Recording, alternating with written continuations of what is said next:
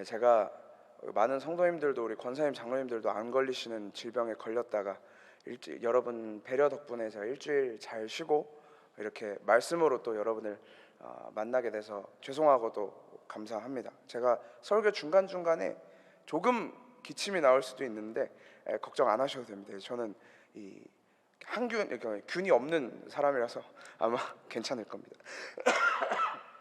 죄송합니다.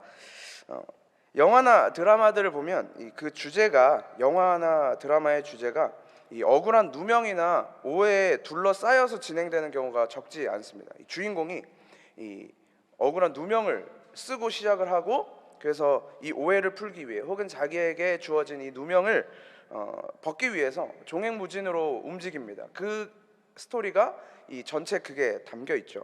근데 이제 자기의 오해나 누명을 해명하기 위해서, 해결하기 위해서 돌아다니다가 그 사건 안에 담겨진 어떤 숨은 목적이나 의미를 이제 또 발견하게 되면서 이야기가 점점 더 풍성해지기도 하죠. 이런 류의 스토리는 결국에는 이제 일반적으로 주인공이 오해를 벗고 이 누명을 벗어 던지면서 끝이 납니다. 요즘 드라마나 영화들은 이 시청자들의 의도와 다르게 진짜 이 주인공이 억울하게 죽는 경우도 이제 종종 있지만 일반적으로는 그렇게 끝이 납니다. 그런데 이런 류의 드라마나 영화가 꼭 이 드라마 각본 안에서만 이루어지고 있는 것은 아니죠. 우리도 사실은 누구나 다 오해와 때로는 억울한 누명 속에서 살아가기도 합니다. 누구를 오해하기도 하고 오해받기도 하죠.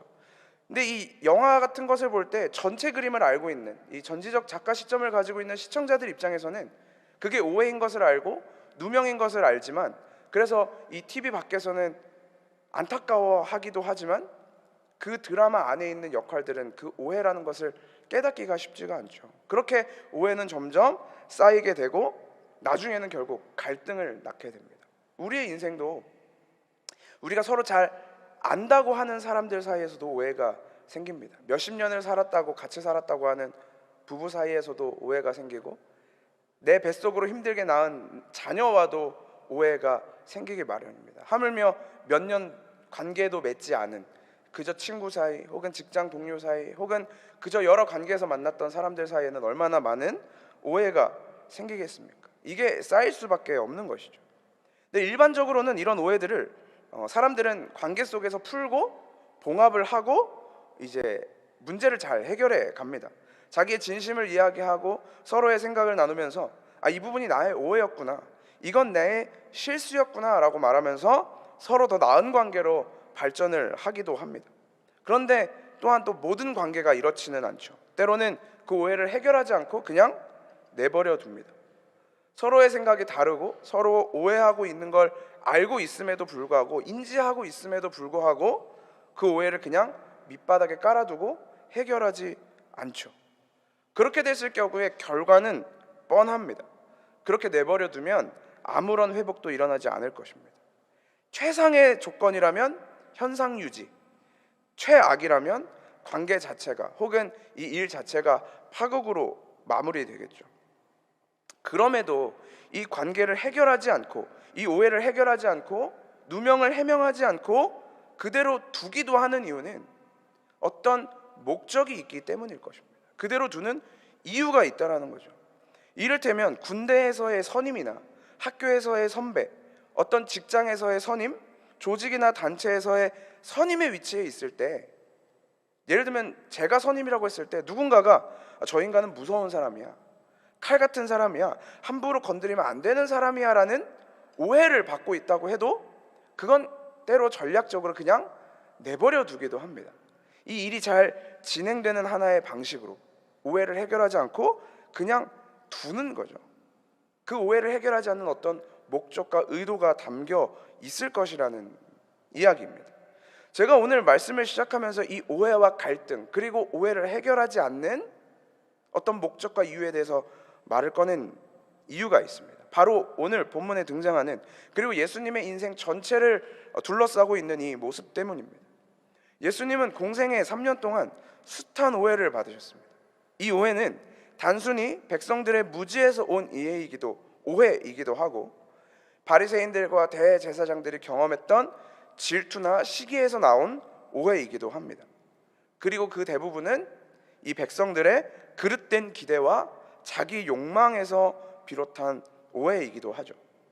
예수님이 사역을 시작하시기 전에 광야에서 있었던 사탄의 시험을 들여다보면 예수를 향한, 하나님의 아들을 향한, 메시아를 향한 오해가 어떤 것인지를 우리는 확인할 수 있습니다. 사탄의 질문은 그렇게 시작합니다. 네가 만약 하나님의 아들이라면, 이라는 말로 말이죠. 많은 사람들, 당시의 유대인들, 메시아를 기다리던 사람들의 오해도 바로 여기서 시작했던 것입니다. 메시아가 오신다면, 그리스도가 오신다면, 하나님의 아들이 온다면 돌로라도 떡을 만들어서 우리의 배를 채워주고, 성전에서 뛰어내리면 죽을 수밖에 없겠지만 그 죽을 것 같은 위협과 고난의 순간 속에서도 우리를 살리실 것이며 세상의 모든 영광을 가져다 줄 것이라는 그 헛된 욕망과 기대 말입니다. 자신들의 헛된 기대와 욕망에서 비롯된 예수님에 대한 오해가 마태복음 4장의 시험 속에도 나타나고 예수님의 공생의 사역 전체에서 묻어나오고 있습니다. 예수님을 따라다니던 수많은 무리들은 결국 그 오해로 인해 예수를 오늘 본문의 자리까지 끌고 온 것입니다. 잡히시고 이제 곧 사망 선고를 받으시고 십자가에 달려 죽으시게 되는 그 자리 말입니다. 그런데 예수님은 끝끝내 이 오해를 해명하지 않으십니다. 예수님은 자신들을 오해하고 자신에게 거짓으로 증언하고 있는 이 군중들 앞에서도 입을 열지 않으십니다. 자신을 해명하지 않으신다라는 것이죠. 예수님은 구차하게 이건 이런 거야, 저건 저런 거야 라고 변명하지 않으셨습니다. 예수님은 그 자리에서도 무엇을 하셨냐면 그저 진리를 전하셨을 뿐입니다. 하나님의 말씀을 전하셨을 뿐입니다. 그 결과가 무엇인지 예수님은 분명히 알고 계셨습니다. 그 진리를 전함을 통해서 결국 자신이 죽음으로 끝날 것이라는 걸 알고 계셨음에도 불구하고 그 진리의 자리에서 벗어나지 않으시고 자리를 지키셨다라는 것입니다. 왜 그렇게 하셨습니까? 예수님은 왜 자기 스스로를 해명하지 않으셨습니까? 예수님께서 하실 일이 있으셨기 때문입니다. 예수가 군중들과 그리고 심지어 자기 제자들한테까지도 오해를 받음으로 그들이 자신에게 행할 그 끔찍한 일을 통해 자기가 이루셨어야 할, 자신만이 할 수 있었던 그 일이 있었기 때문입니다. 그 일은 오늘 예수님의 기도 속에도 등장하고 있는 그 잔을 마시는 일이었습니다. 성경에서 그리고 예수님의 기도 속에서, 오늘 기도 속에서 등장하는 이 잔은 심판과 저주 그리고 고난을 상징합니다. 예수님이 곧 흘리시게 될 그 피와 죽음을 의미하는 것이죠. 예수님은 사실 이 땅에 태어나시는 순간부터, 이 땅에 오신 순간부터 그 저주를 안고 오셨고 그 자리를 위해서 지금까지 달려오셨습니다. 그럼에도 불구하고 제자들은 지금도 예수님이 받으실 그 잔과 고난이 무엇인지 전혀 이해하지 못하고 있다는 것입니다.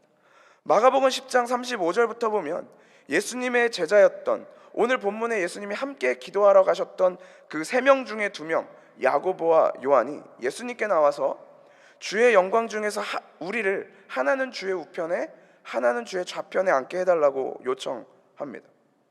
예수님이 예루살렘에 입성하기 전부터 그들은 예수님이 얻게 될 그 지위와 자신들이 누릴 영광에만 관심이 있었던 것이죠. 그때 예수님이 두 제자에게 이렇게 물으십니다. 너희는 너희가 구하는 것이 무엇인지 알지 못한다. 내가 마시는 잔을 너희가 마실 수 있으며 내가 받는 세례를 너희가 받을 수 있겠느냐라고 되물으실 때 이 두 제자는 용감하고 담대하게 네 주님, 마실 수 있습니다. 내가 그 세례를 받을 수 있습니다 라고 당당하게 대답합니다. 그들은 그 잔이 뭔지, 세례가 뭔지 관심이 없었던 것이죠. 그들은 그저 자신의 눈앞에 놓인 영광의 보좌, 영광의 자리를 위해서 그저 고개를 끄덕였을 뿐입니다. 베드로는 다른가요? 베드로도 전혀 다르지 않습니다. 마지막 만찬의 자리에서 다른 제자들은 다 예수님을 부인하더라도 저는 부인하지 않겠습니다 라고 당당하게 이야기했지만 예수님의 말씀대로 닭이 3번 울기도 전에 예수를 3번 모른다고 부인하게 됩니다. 도마는 나사로를 살리러 예루살렘으로 향하시겠다는 예수님의 말을 듣고 우리도 예수님과 함께 죽으러 가자라고 당당하게 이야기하지만 결국 예수님의 십자가 죽음 앞에서 도망가 버리죠. 예수를 통해 자신들이 얻을 수 있는 영광에만 모든 관심을 쏠린 채 할 수 있는 건 다 할 수 있다, 내가 뭐든 할 수 있다 라고 떳떳하게 이야기해놓고 정작 자신에게 주어지는 죽음의 두려움과 고난 앞에서 나 몰라라 도망가는 것이 제자들의 모습이었습니다. 그리고 두렵지만 이 모습이 저는 오늘을 살아가는 저의 모습이기도 하고 수많은 그리스도인들의 모습은 아닐까 생각합니다. 불신자로 오랜 기간 살던 사람, 혹은 교회는 오래 다녔지만 여전히 믿음이 없었던, 신앙이 없었던 사람은 처음으로 믿음이라는 것을 가지게 되거나 혹은 이제부터 내가 제대로 신앙생활을 해야 되겠다고 결심한 사람들의 이야기를 들어보면, 모든 사람이 그런 건 아니지만 그런 사람들의 이야기를 들어보면 때로는 이들이 너무나 환상의 나라를 꿈꾸고 있구나 라고 느낄 때가 있습니다. 교회 다니면, 하나님을 믿으면, 이제 신앙생활을 열심히 하고 잘하면 내 인생에 찾아올 인생 역전을 꿈꿉니다. 마치 월요일이 되면 편의점으로 달려가서 혹은 그저 골목 슈퍼로 달려가서 로또를 하나 사놓고 매주 토요일에 그 번호를 확인하는 것처럼 이제 내가 교회를 다니니까, 내가 이제 예수를 믿겠다고 결심했으니까, 내가 이제 예수를 믿기로 했으니까 내 인생에 무언가 기적적인 변화가 찾아오지 않을까, 내 무너진 인생에 한 줄기 빛이 보이지 않을까 하는 그런 막연한 기대, 그런 기대를 자꾸 꿈꾸는 것 같습니다. 제가 방금 말한 어떤 인생 역전이라 함은 가난한 사람이 갑자기 벼락부자가 된다거나 자신의 기대보다, 자신의 실력보다 더 좋은 학교, 더 좋은 직장을 다니게 됐다거나 아팠던 사람이 기적적으로 낫게 되는 수준의 이야기만 하는 것이 아닙니다. 내 마음에 뭔가 평화가 찾아오고, 내 마음에 안정이 찾아오고, 내 삶의 번뇌와 고민이 사라질 것이라는 그런 기대도 마찬가지입니다. 우리 중에 그 누구도 내가 하나님을 믿기 시작하면서 혹은 예수를 믿기 시작하면 이제 내 인생은 나락으로 떨어질 거야 라는 생각을 하면서 신앙생활을 시작하는 사람은 아무도 없다라는 것입니다. 아무도 없을 것입니다. 그런데 문제는 우리의 인생이 결코 우리의 뜻대로 흘러가게 되지는 않는다라는 것입니다. 하나님을 믿고 예수를 믿어도 우리는 언제고 그 죽음의 문제 앞에 마주하게 됩니다. 반드시 그 죽음의 자리로 끌려가게 됩니다. 그때에야 우리는 우리의 믿음이 어디 있는지 점검할 수 있게 됩니다. 예수와 하나님에 대한 오해, 무지에서 비롯된 오해, 나의 헛된 욕망과 기대에서부터 시작된 하나님을 향한 오해, 우리의 믿음은 그것을 뛰어넘어야 합니다.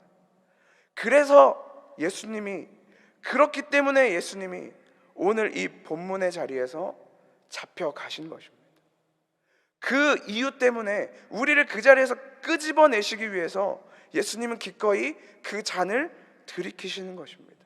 그 오해로부터, 그 오해하는 자리로부터 우리를 끄집어내시기 위해서.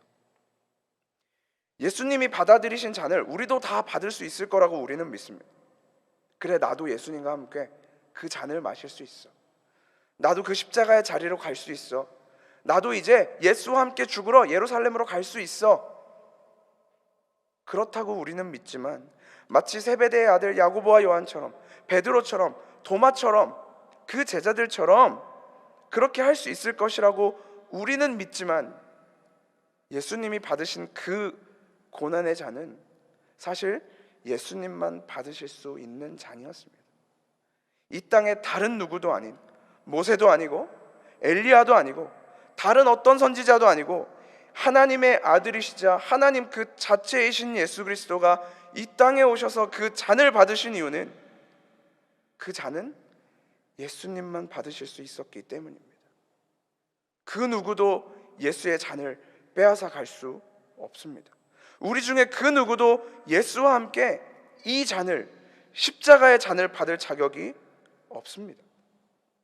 세상을 구원하기 위해 흘려야 할 피가 필요하다면, 죄인을 대신하기 위해 희생의 제물이 필요하다면, 그 피와 제물은 내 피와 나의 제물로서 할 수 있는 것이 아니라 예수 그리스도의 피와 예수 그리스도의 제물로서 밖에 할 수 없습니다. 저와 여러분은 그저 구원받아야 할 세상이고 대속물이 필요한 죄인에 불과합니다. 우리는 그저 구원을 기다리는, 누군가의 도움을 기다리는 강도 만난 자에 불과하고, 아버지가 저 멀리서부터 뛰어나오셔서 나를 지키고 보호하여 끌어안아 주셔야만 하는 둘째 아들이며, 예수 그리스도의 옷자락을 잡고 예수의 발 앞에 엎드려 눈물로 예수의 발을 씻어야 하는 자들인 것입니다. 예수는, 그리고 예수만 그 길을 걸어가실 수 있는 것입니다. 그래서 예수는 오늘 아무런 말도 없이, 입도 뻥끗하지 않으시고 자신을 둘러싼 오해와 거짓 증언 앞에서도 자신을 해명하지 않으신 것입니다. 예수는 그 오해와 함께 잡혀 들어가셨어야 하고, 그 오해와 함께 자신의 죽음으로 이 잔을 마시셔야 했기 때문입니다. 그래서 예수님은 제자들과 함께 하셨던 그 마지막 만찬의 자리에서 이 잔은 내가 너희를 위하여 흘리는 나의 피, 곧 언약의 피라고 말씀하셨던 것입니다. 우리는 예수님의 십자가 죽음과 부활이라는 이 가스펠 프로젝트 신약 3권의 이야기를 바라보면서 예수의 죽음이 무엇인지, 예수가 왜 죽으셨어야 했는지, 그래서 예수가 왜 우리 인생에 필요한 것인지를 깊이 묵상해 볼 필요가 있습니다. 제가 오늘 설교 준비를 하면서 오늘 고난주간인가라는 착각이 들 정도로 이 주제와 본문과 말씀과 심지어 찬양조차도 너무나 고난주간 같이 여겨졌습니다. 그런데 예수의 죽음이 어떤 의미인지 안다면 우리의 매일의 삶은 고난주간일 수밖에 없는 것입니다. 또 매일의 삶이 부활주일인 것입니다. 매일의 삶이 예수님이 이 땅에 오신 성탄절일 수밖에 없겠구나라는 생각을 하면서 오늘 설교 준비를 진행했었습니다. 며칠 전에, 어제였는지 그저께였는지 기억이 안 나는데, 제가 사역을 시작하기 전에, 그 전부터 알고 있던 한 청년이 새벽에 저에게 카톡 하나를 보냈습니다. 새벽 1시쯤이었는데 제가 이제 자려고 잠자리에 누웠는데 이제 아직 잠은 안 와서 뒤척이고 있을 때 카톡이 와서 그 카톡을 봤습니다. 그 카톡의 내용은 뭐 좀 길긴 했는데 결과적으로는 이런 질문이었습니다. 기도는 어떻게 해야 되는 건가요? 라는 질문이었습니다. 자기가 매일같이 기도를 하고 매일같이 기도라는 습관을 가지고 그렇게 살아보려고 하는데 내 기도의 방향이 어디로 가는지 모르겠고 어디로 가야 하는지 모르겠고 기도는 어떻게 해야 되는 건지 궁금하다, 내가 잘하고 있는 건지 모르겠다라는 그 질문에 카톡을 받고 그냥 카톡으로 남길까 하다가 너무 길어질 것 같아서 전화를 했습니다. 이 너무 길어질 것 같아서 전화를 해서 빨리 하려고 했는데 오히려 전화 때문에 더 길어져가지고 이제 통화를 하면서 너무 당황하긴 했는데, 아무튼 그렇게 긴 시간 동안 기도에 대해서 이런저런 이야기를 하다 보니 당연히 함께 신앙생활에 대한, 신앙에 대한 이야기도 나누게 되었습니다. 기도에 대해서, 성경적인 기도가 무엇인지에 대해서 저도 이제 나름 성경 안에서 발견하고 정리해 놓은 것들에 대해서 이야기를 하고 났는데, 그 친구가 이 기도에 대한 이야기가 끝나고 나서 저한테 질문 하나를 더 했습니다. 혹시 어떤 질문이었을지 짐작이 가십니까? 마지막에 저한테 이렇게 질문했습니다. 그래서 어떻게 기도하라는 거예요? 라고 질문하더라고요. 저는 저희 교회, 우리 사랑교회 청년들하고 이야기할 때도 뭔가 이런 류의 질문을 할 때 어떻게 해야 됩니까? 뭐가 맞습니까? 뭐가 정답입니까? 라고 이야기할 때 전 청년들한테 이렇게 하십시오, 저렇게 하십시오라고 신앙에 대한 답을 가르쳐주는 편이 아닙니다. 저는 제 인생에 저에게 주시는 하나님의 답이 있고 또 그들의 인생 속에서 하나님이 그들에게 주시는 답이 있다라고 저는 믿기 때문에 각자의 삶 속에서 발견하고 결정해서 스스로 만들어가는 것이라고 생각하기 때문입니다. 그러다 보니 그런 류의 대답들이 이어지다 보니 그래서 어쩌라는 거냐라는 류의 질문이 마지막에 나올 수밖에 없는 거죠. 그래서 제가 그 친구의 그래서 어떻게 기도하라는 거냐라는 질문에 대한 답으로 전체 이야기를 마무리하면서 이렇게 이야기를 해줬습니다. 네가 만약에 하나님이 어떤 분이신지 알고 하나님의 사랑이 어떤 것인지 알고 너를 향한 하나님의 사랑이 무엇인지 알고 예수 그리스도의 구원과 십자가의 은혜가 무엇인지 안다면 너의 인생 자체가 기도이고 너의 삶 자체가 은혜이다. 우리가 일어나고 잠자리에 들기까지 하는 말, 하는 행동, 하는 삶 하나하나 모든 순간이 찬송이고 영광이 되는 것이니 나한테 어떻게 기도해야 될지 물어보지 말고 너를 향한 하나님의 완전하심과 선하심과 그리고 오늘도 내 삶에 찾아와 가장 좋은 것으로 이미 주고 계시다는 것을 믿음으로 고백해라 라고 이야기를 해줬습니다. 그게 너의 기도이며 그게 너의 고백이어야 한다. 이런 이야기를 하고 나면 제가 충분히 예상하고 그리고 이미 저도 여러 번 질문했던 그 질문이 한 번 더 돌아옵니다. 그러면 우리가 흔히 이야기하는 불평, 불만 이런 것들을 하면 안 되는 건가요? 라는 질문이 한 번 더 들어옵니다. 그럼 저는 이렇게 이야기해 줍니다. 믿어지지 않는 게 우리의 현실이다. 이 현실 속에서 감사하지 못하는 게 우리의 현실이다. 여전히 우리의 필요와 우리의 욕망과 우리의 욕구를 하나님 앞에 내려놓을 수밖에 없는 게 우리의 연약함이고 하나님은 그것조차도 알고 계신다. 그렇기 때문에 여전히 그 수준밖에 안 되는 나를, 여전히 하나님을 사랑하지도 않고 하나님을 기뻐하지도 않는 나를 하나님 앞에 데려다 놓으시는, 살려내서 하나님이 오늘 당장 나를 지옥에 보내도 할 말이 없는 나를 살려내셔서 하나님 앞에 끌고 가시는 그 예수 그리스도를 기뻐하며 그 예수 그리스도를 의지하며 그냥 감사와 찬양과 영광으로 살아라 라고 이야기하면서 이 통화를 마무리 지었습니다. 저는 저의 신앙이 그리고 그리스도인들의 신앙이 이렇게 되었으면 좋겠습니다. 좋은 신앙생활과 나쁜 신앙생활이라는 것에는 답이 없습니다. 이렇게 사는 것이 모범적인 그리스도인, 저렇게 사는 것은 아주 불량한 그리스도인이라는 것도 없습니다. 하나님은 외모를 보시지 않고 그 중심을 보시기 때문에 우리의 겉으로 드러나는 그 어떤 것을 보고 내 신앙이 좋구나, 저 사람의 신앙이 나쁘구나 라고 판단할 수 없다라는 것입니다. 그렇기 때문에 더더욱 그리스도가 필요한 것입니다. 하나님이 누구신지 분명히 아는 것, 하나님의 사랑이 어떤 것인지 우리가 말씀 안에서 발견하는 것, 나를 향한 하나님의 사랑이 도무지 이해가 되지 않아서, 도무지 납득이 되지 않아서 그저 그 사랑을 생각하고 묵상할 때마다 고개를 절레절레 흔들 수밖에 없는 그 사랑의 깊이를 알아서 매일의 삶 속에서 그 사랑의 은혜를 고백하는 인생, 예수 그리스도의 잡히심과 죽으심이 어떤 것인지, 예수 그리스도가 왜 잡히셔야만 했고 왜 죽으셔야만 했고 그리고 그것이 왜 예수여야만 했는지 알고 발견하는 인생.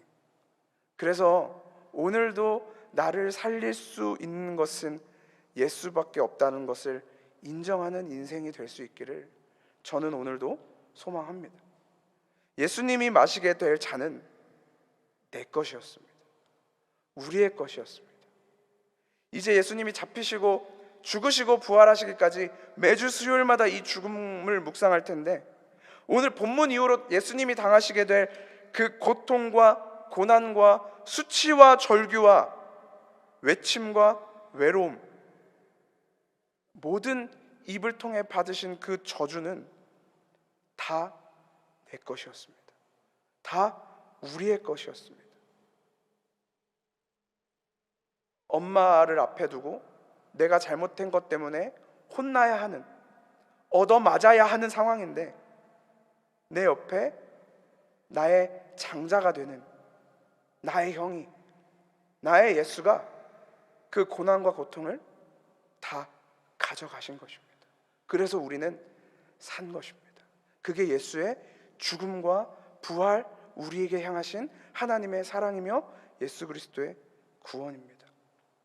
그래서 그 은혜와 사랑이 무엇인지 알고 매일의 삶 속에서 나의 죄와 연약함을 발견할 때마다 이 저주와 괴로움 속에서 구원하신, 나를 살리신 그 은혜와 사랑이 무엇인지 알고, 그래서 하나님을 찬양하며 그렇게 영광 돌리는 삶이 될 수 있기를, 그런 성도로서 우리가 자라나는 인생이 될 수 있기를 주님의 이름으로 간절히 소망합니다.